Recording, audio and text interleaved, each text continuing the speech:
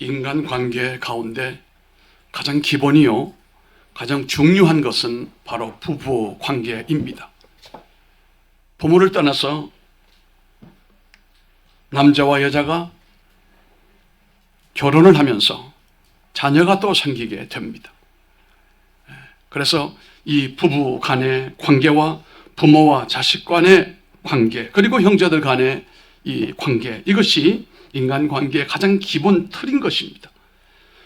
이 세 관계를 총칭하면 우리가 가족관계라고 말을 하는데요, 이 가족에 대한 관심과 목표는 시대마다 많이 달라져 왔습니다. 과거에 우리가 유교 중심적인 가족관을 가지고 살았다면 이제 우리는 복음주의 시대에 우리가 살고 있습니다만 세상은 완전히 그와 다릅니다. 세상은 현대 문명의 능력과 생산을 제일로 중요한 가치로 두기 때문에 이 능력과 관심, 능력과 생산에 부족한 사람들은 이것은 현대사회에 중요한 사람이 될 수가 없다라고 여겨지게 되는 것입니다. 그렇게 이 시대가 생산성이 있는 사람에게는 엄청난 총애와 또 박수를 보내지만 생산성이 부족한 사람에게는 쓸모없는 사람으로 낙오되기가 쉬워요. 뿐만 아니라 나이 든 사람들, 올드맨들, 굉장히 멸시와 천대를 받는 이런 문화 속에 우리가 살고 있는 겁니다. 그러나 성경은 다릅니다. 우리는 세상 풍조를 따라갈 것이 아니라, 아멘, 성경대로 살아가야 됩니다. 이것이 우리 개혁주의요, 우리의 프로테스탄트의 중요한 핵심 가치라고 하는 것입니다.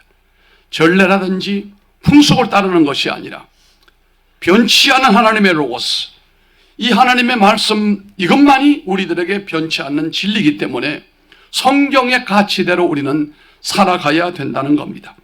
그런데 성경은 뭐라고 말했습니까? 자녀들아, 너희 부모를 주안해서 순종하라. 이것이 옳으니라. 내 아버지와 어머니를 공경하라. 이것이 약속에 있는 첫 계명이니 이는 내가 잘되고 땅에서 장수하리라. 바로 이렇게 말씀을 합니다. 다시 말씀드리면 부모와 노인들을 어떤 조건 때문에 아니라 부모이기 때문에, 노인이기 때문에 공경하라고 하는 그런 말씀입니다. 가끔 보게 되면은 자신에게 도움을 주고 자신들에게 협력을 해주고 경제적으로 도움을 주는 그런 부모라고 한다면은 굉장히 가치 있게 여기고, 그게 안 되는 부모는 굉장히 가치를 절하하는 그런 사상이 우리 시대에 팽배해져 있는 것을 우리가 보게 되는 것입니다. 우리가 하나님 말씀대로 부모를 공경하게 되면 하나님 말씀하신 창조의 질서, 그 내용 구성 가운데 하나님의 가정이 세워지게 되면 하나님은 하나님의 축복을 그들에게 내리실 것이라고 말씀을 합니다. 여러분 가정에 하나님의 축복이 임하기를 바랍니다. 앞으로도 마찬가지입니다. 이와 같이 아름다운 축복의 동산에서 우리와 우리의 후손들이 영원히 하나님의 축복을 누리고 노래할 수 있는 이런 가정이 되기를 주의 이름으로 축복합니다. 그렇게 되기 위해 첫째는 믿음의 가정을 만들어야 됩니다. 우리 시대의 믿음의 가정으로 단단하게 만들어 가야 됩니다. 그래야 다음 세대를 기약할 수가 있기 때문입니다. 앞에서 말씀드린 대로 우리 시대의 부모관이라고 하는 것은 노인관이나 부모관이 자녀들로부터 한마디로 말하면 대접을 받지 못하는 문화예요. 우리 사회가 점점 이런 부모와 노인을 짐으로 여긴다 이 말입니다. 사회와 국가에도 마찬가지입니다. 은퇴한 노인들을 짐으로 여긴다 이거예요. 성경은 그런 분들을 짐으로 여긴다고 성경 말씀한 데가 한 군데도 없어요. 유교 중심 경로 사상이 이미 사라진 지 오래가 되었고, 그러나 성도의 가정은 그럼에도 불구하고 여전히 하나님과 부모님은 우리의 섬김의 대상이다. 아멘.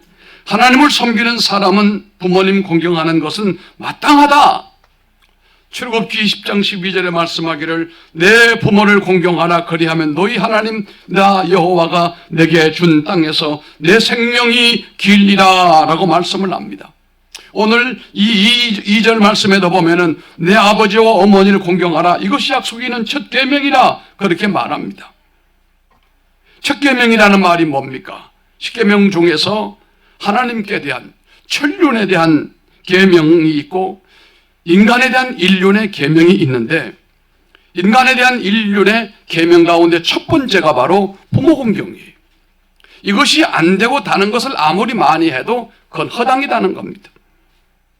믿음으로 사는 가정은 부모 공경이 올바른 도리가 되어져야 되는 것입니다. 자녀들아, 너희 부모를 주 안에서 순종하라. 이것이 옳으니라고 성경은 지금도 말씀하고 있습니다. 이것이 옳다 이 말입니다. 효도하는 것이 옳다 이 말입니다.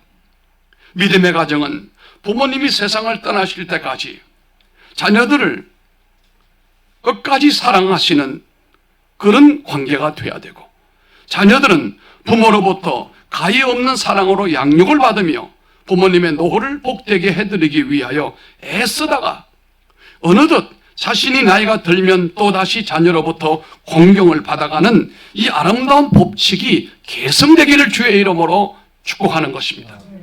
그래서 효도 가문에 효도하는 자식이 나온다는 말이 있습니다. 일반적으로 우리 시대를 보면은 60대쯤에는 60대를 기준으로 하여 60대 이상은 부모 효도라든지 공경이 그런 대로 이루어지고 있고, 그 이하 세대는 전혀 개념이 그전 시대와는 다르다라고 하는 그런 얘기가 많습니다. 그렇지만 믿음의 가정은 그 주장이 틀린 주장입니다.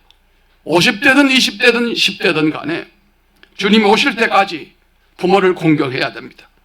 그리고 부모는 자식을, 오늘 우리 읽었던 말씀 가운데 끝에 보게 되면 뭐라고 그랬습니까? 자녀를 노엽게 하지 말라고 그랬어요. 자녀를 잘 건수하라는 그런 말씀입니다.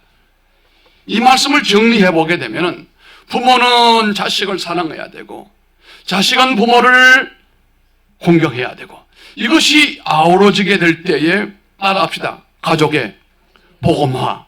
이게 가족의 복음화가 이루어지고 가족이 귀가 인도되어지게 된다는 사실이에요. 부모, 다시 말하면 아버지와 어머니의 사랑이 잘 하모니를 이루어야 돼요. 어떤 집은 아버지 사랑만 있고 어머니 사랑이 없어요. 비극입니다. 어떤 집은 어머니 사랑은 뜨거운데 아버지는 냉소적입니다. 이것도 불행한 일입니다. 자녀들에게 좋지 못한 영향을 끼치는 것입니다. 아버지는 건강한 아버지로, 어머니는 건강한 어머니로 이상한 사랑이 아닌 진정한 부모의 사랑을 자녀들에게 베풀어주고 하나님의 사랑을 그들에게 소개하고 가르쳐줘야 된다는 겁니다. 그러므로 자녀는 금방 자라게 됩니다. 농사 짓는 사람들은 1년이 왜 이렇게 빨리 지나가는지, 씨를 뿌렸는데 금방 싹이 나고 벌써 꽃을 피운다 이거예요. 1년이 금방 지나가요. 돌아가신 김용기 장로님이 저보고 그런 소리 있어요. 남군, 1년이 별거 아니야. 고구마만 키우면 1년이야. 금방 지나가죠. 저는 한 주간 동안 우리 환경 모든 여건들이 많이 바뀌어지고 이제는 완전히 녹색의 아름다운 세계가 펼쳐졌어요. 보름 전만 해도 이렇게 녹색으로 성화가 이루어지지 않았어요. 우리가 성화의 계절이라고 하거든요. 여름이 꽉 찼다 이제. 5월 말입니다만은 거의 우리는 6월달 같은 그런 시절을 살고 있어요. 아마 많이 더워지게 될 겁니다. 오늘부터는 온 삼남 안성이 아름다워요. 그렇게 피었던 진달래도 철쭉도 다 져버리고 이제는 잎이 아주 무성하게 자라는 성화의 계절이 왔단 말이에요. 이뿐이 아니에요. 조금 지나보세요. 낙엽으로 바뀌어지게 될 겁니다. 낙엽이 점점 물들어지게 될 때 어느 날 이게 또 떨어져요. 항상 한 가지만 남습니다. 세상에 다 겨울이 오는 거예요. 인생은 사계절이라고 어떤 철학자가 말을 했어요. 그래서 제가 한 주간 동안 곰곰이 생각을 뭘 했느냐고 하면, 나이 자랑할 것도 없고 오래 살고 몇 살 사는 게 중요한 게 아니라 정말 사색하면서 기도하면서 하나님의 섭리를 깨달으면서 1년만 똑바로 살아도 인생은 가치가 있고 인생은 의미가 깊어지게 된다. 봄, 여름, 가을, 겨울만 잘 새겨보고 그 속에 담겨져 있는 하나님의 뜻을 이해를 하고 거기에 내가 서 있는 존재로서 하나님의 사랑과 은혜 있고 구원받은 사람으로서 서 있는 존재라고 하는 것을 깊이 생각을 하면 전 1년만 살아도 인생은 살만하다. 100년 살고도 헛개비처럼 사는 사람은 인생이 뭔지 몰라요. 남겨놓은 유산이 아무것도 없어요. 모르겠습니다. 열심히 일해가지고 땅은 몇 평 사고 아파트는 물려줄는지 몰라도 그 위대한 신앙 유산은 절대로 못 물려줍니다. 부모인 우리가 자녀들을 사랑하는 사랑은 단순한 사랑이 아닙니다. 믿음의 부모님들은 자녀를 사랑할 때 그 속에 반드시 신앙이 들어가야 되고 하나님이 들어가야 되고 그들이 예수를 알게 하는 사랑을 교육을 부모는 반드시 해야 된다 이거예요. 그저 좋은 것만 눈에 보이는 것만 아름다운 것만 량적인 풍요로운 것만 이것만 쫓아가다 보면 나중에 아무것도 아니에요. 또한 우리는 가정의 신앙교육을 통하여 뛰어난 효자들을 세워야 됩니다. 옛날 어른들은 행복한 가정은 3가지 소리가 나야 된다고 그러죠. 첫째는 배짜는 소리가 들려야 된다. 둘째는 사랑방에서 글 읽는 소리가 들려야 된다. 셋째는 어린아이 울음소리가 들려야 된다. 이 집은 좋은 집이라고 평가를 했습니다. 배짜는 소리가 들린다는 말은 그 가정은 게으르지 않고 노동하는 가정이고 일하는 가정이다. 글을 읽는다라고 하는 것은 교육이 있는 가정이고 수준이 있는 가정이란 말이에요. 1년 다 지나가도 책을 읽지 않는 부모들, 책을 사지 않는 그런 사람들. 셋째, 어린아이 울음소리가 나는 집이라고 하는 것은 다음 세대가 이어지고 있다는 것 아닙니까? 다음 세대가 이어지고 있다는 겁니다. 예수 믿는 가정이라고 해서 효도하는 자녀가 되면 얼마나 좋을까요? 다 그런 거 아닙니다. 예수 믿는 집에도 효도가 없는 자녀 있을 수 있습니다. 우리는 여기서 더 적극적인 방법으로 자녀들을 신앙교육으로 키워내는 노력을 잘해야 됩니다. 옛말에 매 끝에 효자난다라고 하는 말이 있어요. 잠언에도 보면 자녀에게 마땅히 행할 바를 가르치라라고 교훈을 합니다. 부모의 책임이라고 하는 것은 좋은 말만 해주고 좋은 음식만 먹여주고 좋은 옷만 입혀주는 거 아니에요. 여러분의 자녀들은 천사가 아닙니다. 사람은 태어날 때부터 표현을 다 못해서 그렇지 악함의 존재예요. 그대로 내버려 두게 되면 악한 길로 가게 되어 있습니다. 그럼 부모는 어떻게 해야 됩니까? 말로 교훈을 해야 됩니다. 말로 교훈이 안 되면 어떻게 해야 됩니까? 회초리를 덜어야 돼요. 이게 성경적인 교훈이에요. 오늘날에는 아동의 인권이라고 해가지고 아이에게 말 한마디도 제대로 못하고 아이들이 아버지가 뭐라고 엄마가 뭐라고 하면 엄마 아빠 나 경찰 신고할 거야? 에? 이런단 말이에요. 이래서 무슨 자식을 키우고 무슨 효자를 키우겠어요. 오늘날의 교육 방식은 되는 대로 살게 하라. 이것이 교육의 정신이 되는 대로 하게 하라. 아이가 원하는 대로 해줘라. 성경은 그거 아닙니다, 여러분. 어린아이지만 어린아이 속성은 타락된 속성이에요. 그대로 내버려 두게 되면 죄된 길로 가게 되고 우매하고 미련한 길로 가기 때문에 부모들이 기도하는 가운데 말로 회초리로라도 바른 길로 가라고 세우는 거예요. 그런데 나중에 키워놓고 나면 뭐라고 하는지 알아요? 그 은혜를 입은 사람은 아이고 우리 부모님이 그래도 우리한테 잘 말씀으로 다독거려 주시고 때로는 회초리를 대더라도 우리를 바른 길로 이끌어 주셔서 오늘 우리가 이렇게 어른이 됐다 라고 하는 반면에 어떤 자식은 우리 아버지는 우리 엄마는 맨날 잔소리만 하고 맨날 우리한테 혼내고 말이에요. 때리고 말이에요.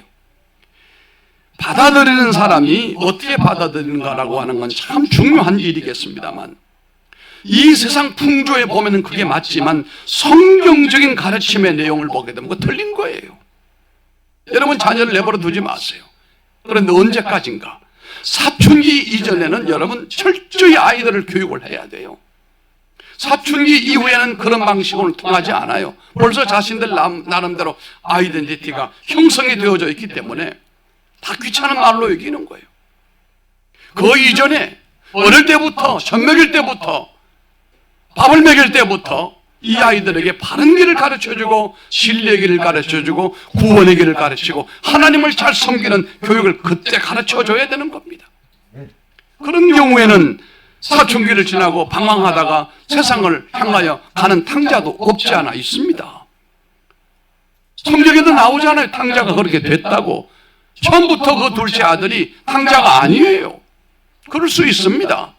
그러나 그 속에 신앙교육이 제대로 들어가 있고 부모님의 교훈과 사랑 속에 하나님의 사랑과 구원이 있다고 한다면 방황한 길에서도 때가 되면 돌아오게 되고 어떤 상황을 탁 부딪히게 되면 돌아가야지. 나 믿음으로 살아야지. 이런 사람이 있습니다. 대화 중에도 가끔 어떤 사람을 만나보게 되면 신앙생활을 안 해요. 그런데 이런 얘기를 해요. 저도 어릴 때 주일학교 다녔는데요. 세상 살다 보니까 교회를 떠났습니다. 이제 때가 되면 나도 교회로 돌아가야지요. 그 사람은 그 속에 씨가 있는 사람이에요. 돌아올 줄로 믿어요. 어떤 계기가 주어지고 환난이 오고 풍파가 오고 인생사가 그렇게 쉽나요? 자기 힘으로 도무지 견디지 못할 때 옛날 그 믿음이 생각나는 거예요. 미션스쿨 대학교에서 요즘에는 옛날 같은 신앙교육하기도 힘들어요. 중고등학교도 미션스쿨에서 예배드리기가 힘들어요. 그런데요, 이 여자대학이라든지 남자대학이라든지 셰프를 이전에는 거의 이수를 하게 했거든요. 지금은 자꾸 이게 힘들어요, 이게. 그런데 그때는 채플이 부담스럽고 학점을 따야 졸업을 시킨다니까 미션 스쿨이니까 억지로 가서 그냥 출석부 도장 찍고 오고 가서 졸고 해도 그래도 안 가는 것보다 앉아 있는 것이 중요한데 졸업을 하고 인생을 살다 보니까 풍랑을 만나요. 어려움도 만나요. 그때 그들 머릿속에 누가 우리를 도와줄까? 내가 누구를 의지해야 될까? 내가 누구를 찾아야 될까? 라고 하는 시간이 올 때에 교회가 생각이 난다는 거예요. 아, 셰플 때 그때 목사님 어떤 목사님이 했던 말이 떠오른다 이거예요. 교회를 가야지. 그런단 말입니다. 우리 교회 젊은이들은 어디를 가나 어른들에게 칭찬받을 수 있도록 힘써주면 좋겠어요. 시편 37편 25절에 내가 어려서부터 늙기까지 의인이 버림을 당하거나 그 자손이 결실함을 보지 못하였다라고 말씀을 했어요. 우선 우리 교회 어른들에게 우리 젊은이들은 잘해야 됩니다. 물론 잘하고 있습니다. 그분들의 신앙과 섬김의 귀한 자세를 자세히 보면서 본받기를 바랍니다. 그리고 나도 존경받는 믿음의 어른이 될 수 있도록 힘써야 되고 또 금방 그렇게 되어가게 될 줄로 믿습니다. 여러분 가정에 신앙교육을 통하여 뛰어난 효자들이 많게 되기를 바랍니다. 효녀들이 많게 되기 바랍니다. 세 번째는 부모 자신이 생각과 태도를 많이 바꿔야 될 시간이 왔습니다. 노인이 되면 자기 자신이 세상에서 최고라고 여기는 사람이 있는가 하면 이런 사람들은 바깥에 다니면서 막 버럭버럭 소리를 질러대고 성질을 부르대는 사람이에요. 반대로 또 이런 사람이 있어요. 나는 버림받은 사람이다. 체념해버리는 존재. 이것은 우리가 고쳐야 됩니다. 나는 아무것도 할 수 없다는 생각도 고쳐야 됩니다. 나는 나이가 많기 때문에 함부로 해도 된다는 그런 생각도 버려야 됩니다. 외부의 정보와 젊은 사람들이 말하는 내용을 잘 들을 수 있는 열린 마음을 가지고 계셔야 됩니다. 나의 많음에 대한 열등감이나 또 나이가 먹고 난 다음에 그동안에 쌓인 분노가 마음속에 자리 잡고 있음으로써 그 사람의 말과 행동과 삶이 항상 부정적인 모습으로 산다는 것도 바꿔야 됩니다. 어떻게 해요? 기쁜 생활을 하도록 기쁜 생활하도록 바꿔야 됩니다. 자학하며 사는 사람에게는 행복할 수가 없지요. 내가 이렇게 살아서 남은 게 뭐가 있느냐? 내 인생은 왜 이렇게 초라한 것인가? 자신을 자학하며 사는 사람은 절대로 행복을 붙잡을 수 없어요. 늙는 것은 아무나 피할 수 없는 슬픈 운명이라고 체념하지 말고 내 인격의 완성의 최종 단계라고 생각을 하고 이 갱년의 문턱을 용감하게 넘어서서 나도 존경받는 사람이 되어야 되겠다라고 노력을 하면 그렇게 될 수밖에 없습니다. 여러분의 약점을 숨기지도 말고 약점을 개선하기를 바랍니다. 좋은 장점으로 만들어 가보시기 바랍니다. 여러분 아시죠? 흑인이라고 하는 사람들은 참 멸시천대를 많이 받았습니다. 특히 미국으로 이분들이 팔려왔잖아요. 뭘로요? 노예로 팔려왔어요. 저 남쪽 저 애리조나라든지 저 남쪽의 모카밭의 미시시피 강 밑으로는요, 아프리카에서 잡아온 노예들이 그 넓은 모카밭에서 모카를 따고 땅콩을 심고 짐승처럼 그렇게 일을 합니다. 그리고 팔려갑니다. 조지아 애틀란타라고 하는 그 곳에 가보면 예전에 큰 역이 있는데 그 역에 노예들을 팔고 살고 저 동부로 실어보내고 하는 그런 곳을 가보았어요. 언더그라운드라고 하는 곳에. 참 비극이에요. 가족이 팔려와가지고 그것도 대서양을 넘어올 때 심짝처럼 그냥 차곡차곡 장작을 쌓듯이 들어누워 꼼짝도 못하도록 그냥 눕혀가지고 장작을 쌓듯이 그렇게 차곡차곡 쌓아가지고 미국에 와보면은 죽은 사람이 절반이에요. 그런데 그들이 흑인으로서 얼마나 서러움을 많이 받았어요. 그때 말틴 루터킹 목사님이 이런 말을 했어요. 우리 금은 이 어두운 이것은 죄가 아니다. 흑인의 색깔은 죄가 아니다. 인종차별을 이렇게 받으면서 그들이 외쳤던 캐치프레이즈가 뭐냐 하면은 Black is beautiful. Black is beautiful. 금은 것은 아름답다. 남들은 어떻게 뭐라고 하는지 몰라도 우리 흑인들 자체가 흑인은 아름답다라고 우리가 자존감을 갖자. 그리고 사람들에게 이것을 외치자라고 하는 것이 인권이었고 마침내 이렇게 하다가 그들이 악법을 물리치고 독립을 이뤄냈어요.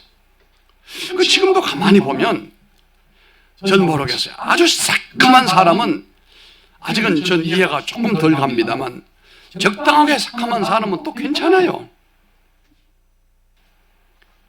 그 새까만 사람들이 우리를 보고 뭐라고 여기는지 여러분 혹시 아십니까? 한 번은 제가 신학생에게 물어봤어요. 애슐랜에 다닐 때 박사과정에는 저 흑인에게 물어봤어요. 흑인들이 많았어요. 너희들은 우리 동양인들을 볼 때 어떤 느낌이냐?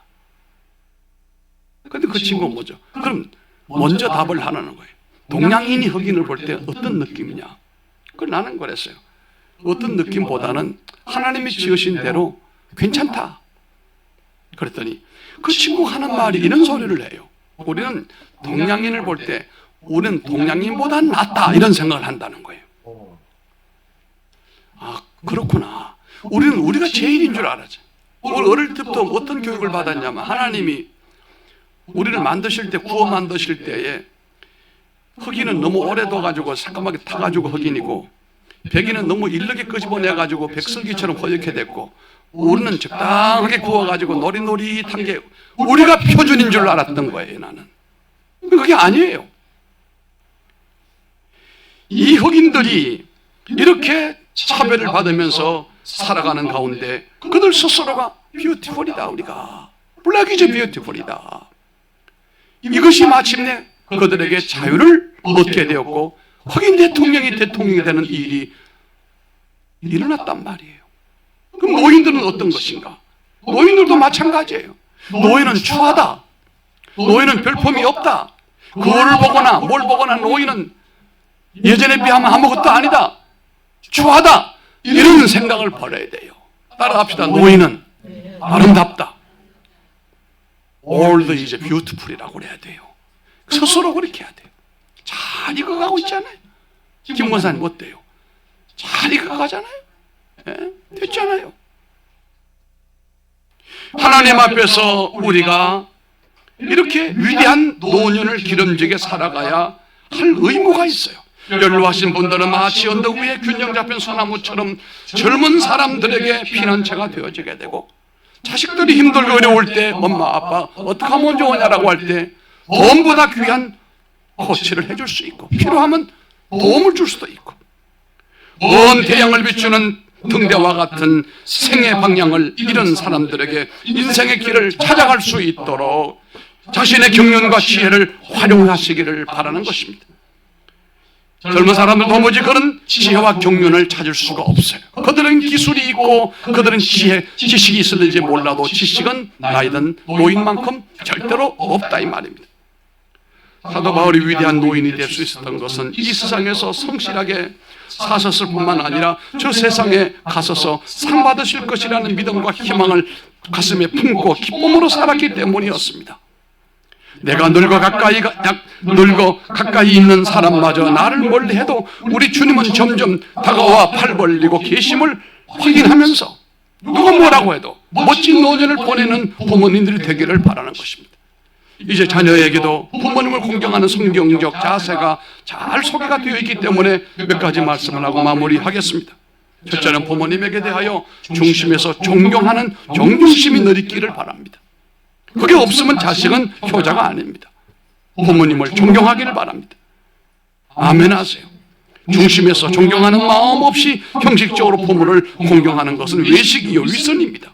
여기 중심으로라는 말은 부모님을 중심으로 아끼라, 부모님을 중심으로 존경하라, 사랑하라, 귀히 여겨라 이런 말입니다. 두 번째는 부모님에 대하여 중심으로 감사하는 마음으로 공경하시기를 바랍니다. 이것은 부모의 사랑과 그 은혜를 중심으로 깨닫고 고맙고 감사하는 마음으로 공경하는 말을 의미하는 것입니다. 사람의 눈이 두려워서 의무적으로나 마지못해서 흉내를 내는 공경은 의미가 없는 것입니다. 나를 위해 온 것을 투자하시고 희생하신 부모님의 사랑과 은혜를 감사하는 마음으로 존경하라는 그런 말입니다.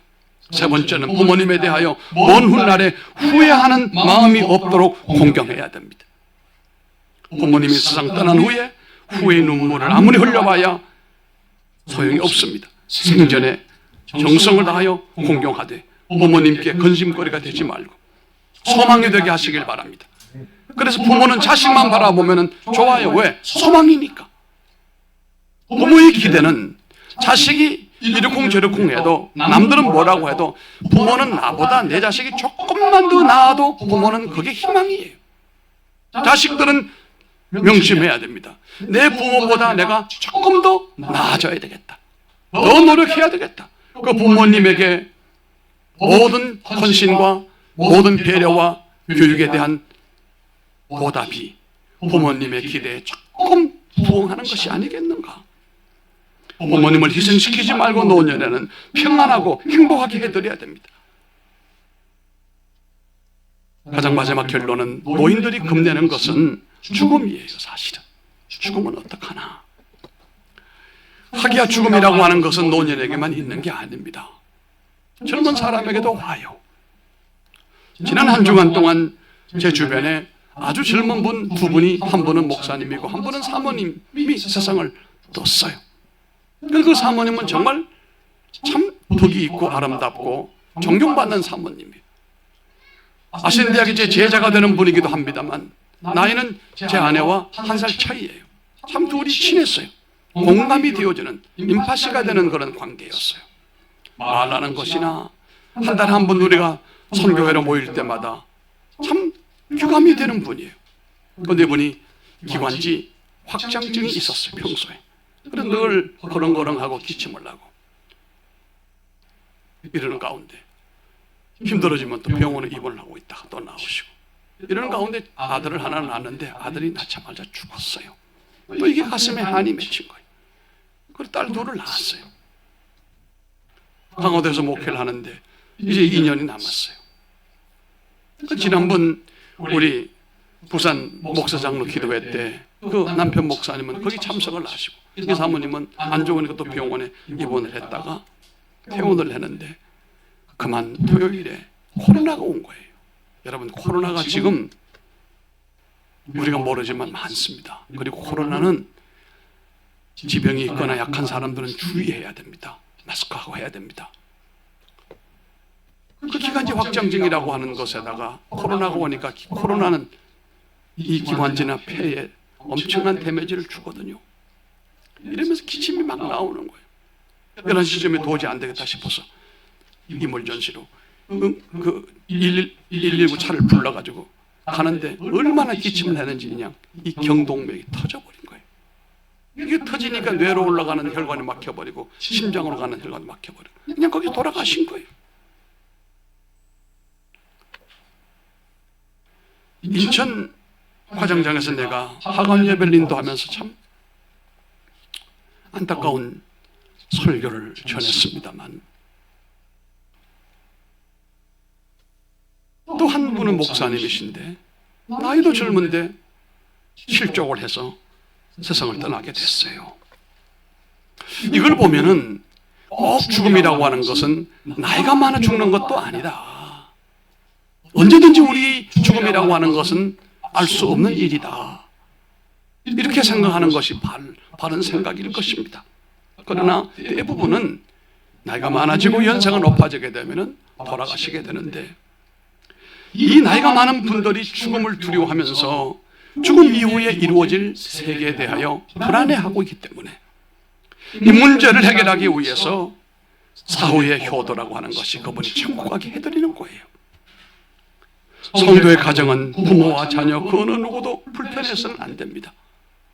하나님이 가족의 연을 맺게 해주심을 참으로 감사하면서 부모님은 자녀를 위해 자녀는 부모를 위해 각자의 효도를 믿음 안에서 잘 감당을 해서 여러분 가정의 세대는 올해는 이렇게 썰렁할지 몰라도 다음 주에는 다음 해는 여기에 여러분의 자녀들이 다 함께 있어서 세대 간의 갈등이나 단절이 아닌 한 형제 한 자매 같은 그런 교회의 교인들로서 하나님의 믿음의 세대가 계속 이어질 수 있는 아브라함과 이삭과 야곱처럼 예수님 오시는 천대까지 그와 같은 후손들이 우리 가운데 있어지게 되기를 축복합니다.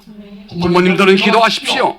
내 사랑하는 우리 후손에게 치솟는 하나님의 은혜의 물줄기, 축복의 물줄기가 석유보다도 핵폭탄에 올려인 우라늄보다 귀한 것이다 생각을 하고, 내가 땅은 못 물려주고 아파트는 어떻게 안 물려준다 할지라도 이 신앙유산만큼은 반드시 물려줘야 되겠다. 그래서 우리가 천국에서 다시 만날 뿐만 아니라 이 신앙유산을 가지고 이 땅 위에서 어떤 어려움과 어떤 역경 속에서도 우리가 알고 있는 것처럼 요셉처럼 할렐루야 하나님 앞에 승리하는 성도들이 다 될 수 있도록 여러분의 가정에 주의 축복이 함께하기를 바랍니다. 기도.